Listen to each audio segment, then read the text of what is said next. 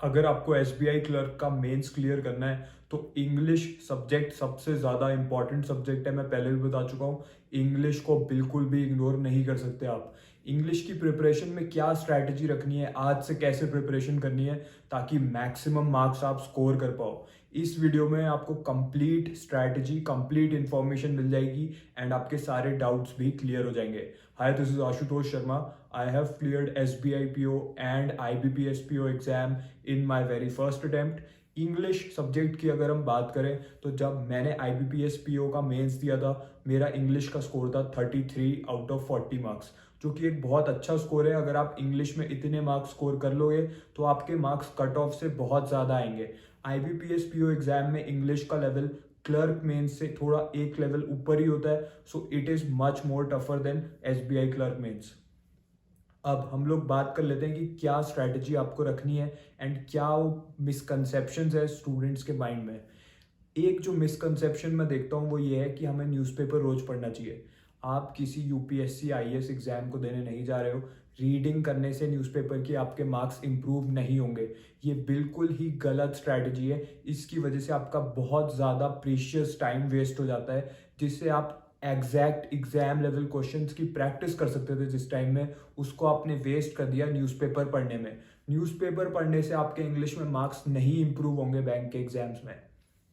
आपको क्या करना है, क्या स्ट्रैटेजी फॉलो करनी है, वो मैं आपको इस वीडियो में बता दे रहा हूँ। आज से जिस स्टूडेंट ने प्रॉपर प्लान फॉलो कर दिया वो इसी अटेम्प्ट में एसबीआई क्लर्क मेंस में इंग्लिश में मैक्सिमम मार्क्स स्कोर कर जाएगा। आई डू नॉट केयर अगर आप इंग्लिश में अभी वीक भी हो, जिस भी स्टूडेंट ने इसको फॉलो करा कंसिस्टेंटली वो डेफिनेटली मैक्सिमम मार्क्स स्कोर करने वाला है। कितने घंटे आपको डेली बेसिस पे इंग्लिश को देने हैं? इंग्लिश के लिए आपको मिनिमम आपको 2 घंटे देने हैं इस प्लान के अकॉर्डिंग। सिर्फ 2 घंटे आप इंग्लिश डेली पढ़ोगे आज से फॉर एसबीआई क्लर्क मेंस। क्या स्ट्रैटेजी आपको फॉलो करनी है, उससे पहले आपको पता होना चाहिए इंग्लिश का डिटेल्ड सिलेबस क्या है मेंस लेवल का। जो डिटेल्ड सिलेबस है, सारे जो टॉपिक्स हैं इंपॉर्टेंट वो सब मैंने कवर कर दिए हैं, इस वीडियो के डिस्क्रिप्शन में मेंशन्ड है। वहाँ से जाके आप सारे टॉपिक्स पढ़ सकते हो, आपको पता चल जाएगा।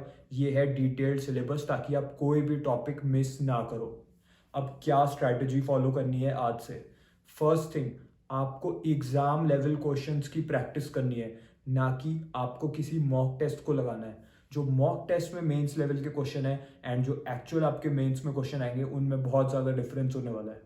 स्टूडेंट्स यही मिस्टेक करते हैं, वो लोग मॉक बार बार प्रैक्टिस करते रहते हैं, सेक्शनल मॉक लगाते रहते हैं इंग्लिश का, बट जैसे क्वेश्चन मॉक में है वैसा क्वेश्चन आपको एग्जाम में देखने को नहीं मिलेगा। एग्जाम के क्वेश्चंस का लेवल अलग होता है, आपको एग्जाम लेवल सोर्स से प्रैक्टिस करनी पड़ेगी आज से। बेस्ट सोर्स मैंने बता रखे हैं, toppers E book for English. उसमें हर टाइप के क्वेश्चन का एग्जाम लेवल क्वेश्चन आपको मिल जाएगा। तो आपको आज से वहां से 10 क्वेश्चंस डेली बेसिस पे प्रैक्टिस करने हैं। 10 क्वेश्चन आप डेली उसमें से प्रैक्टिस करोगे, हर टाइप के क्वेश्चन उसमें गिवन है।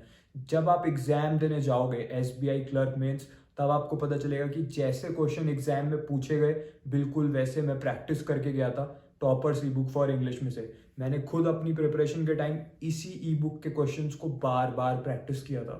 सो आज से 10 क्वेश्चंस आप डेली इसमें से करोगे, तभी आप एग्जाम में जाके क्विकली करेक्ट आंसर्स मार्क कर पाओगे।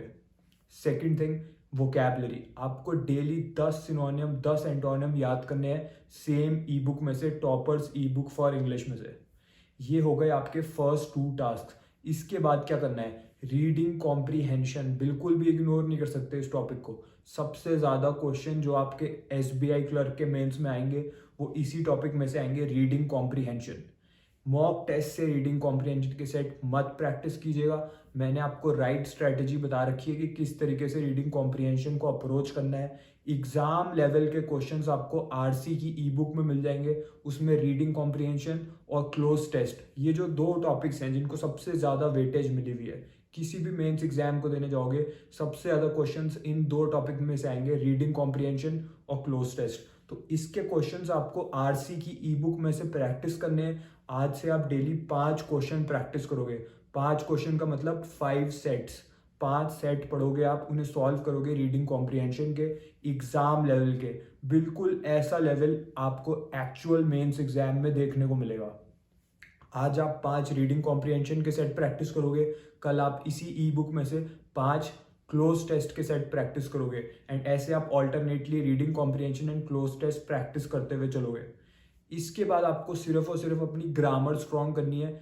कहाँ से पढ़नी है ग्रामर? स्पीड ग्रामर ई बुक, मैंने आपको बेस्ट सोर्स बता रखा है। स्पीड ग्रामर की बुक में सारे इंपॉर्टेंट रूल्स बता रखे हैं जो बैंक एग्जाम्स के लिए रेलिवेंट हैं। जब आप कोई भी sentence rearrangement, error detection, error spotting, fill in the blanks, ये सब क्वेश्चंस को सॉल्व करोगे एग्जाम में, इसके लिए आपको ग्रामर के सारे रूल्स पता होने चाहिए। प्रेपोजिशंस, सब्जेक्ट, वर्ब, एग्रीमेंट कहाँ पे यूज करना है, किस तरीके के रूल्स अप्लाई करने हैं, ये सब आपको क्विकली पढ़ना है। स्पीड ग्रामर ई बुक आप 1 वीक में पढ़ के आपकी ग्रामर इंप्रूव होने लग जाएगी। इसमें जो सॉल्व्ड एग्जाम्पल्स दे रखे हैं उनको समझिए, उनमें जो रूल्स बता रखे हैं उन्हें समझिए। डेली आप 15 मिनट इसमें से 3 पेजेस रीड कीजिए इस ई बुक में से, आपकी ग्रामर इंप्रूव हो जाएगी इन 1 वीक। सो ये है स्ट्रैटेजी।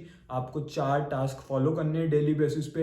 ये जो तीनों ई बुक्स हैं इनका लिंक मैं इस वीडियो के डिस्क्रिप्शन में दे दे रहा हूँ। जो इनका लेटेस्ट एडिशन है इन तीनों ई बुक्स के बंडल का, उसका लिंक इस वीडियो के डिस्क्रिप्शन में आपको मिल जाएगा।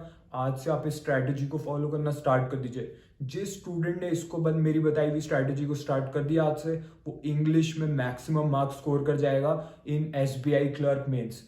इंग्लिश में एक बार आपने मार्क्स स्कोर कर लिए, उसके बाद आप बाकी स्टूडेंट से ऑटोमेटिकली लीड ले जाओगे एग्जाम में, क्योंकि रीजनिंग और क्वांट इसमें मैक्सिमम स्टूडेंट्स के मार्क्स एवरेज ही आते हैं। जो टॉपर स्टूडेंट होता है एंड जो एवरेज स्टूडेंट होता है उनके मार्क्स में ज़्यादा डिफरेंस नहीं होता क्वांट और रीजनिंग में। बट इंग्लिश से ही गेम चेंजर अप्रोच बनती है आपकी, उसी से एक्चुअल डिसाइड होता है कि आप मेंस में अच्छे मार्क्स स्कोर करोगे, आप कट ऑफ से हाइयर अबव मार्क्स स्कोर करोगे या नहीं करोगे। IBPS PO मेंस में बिकॉज ऑफ इंग्लिश मेरा जो ओवरऑल स्कोर था वो 32.5 marks more than general category cut off था।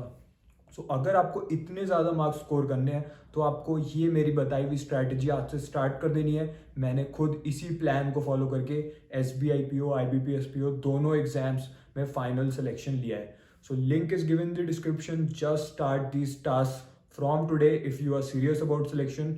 All the best.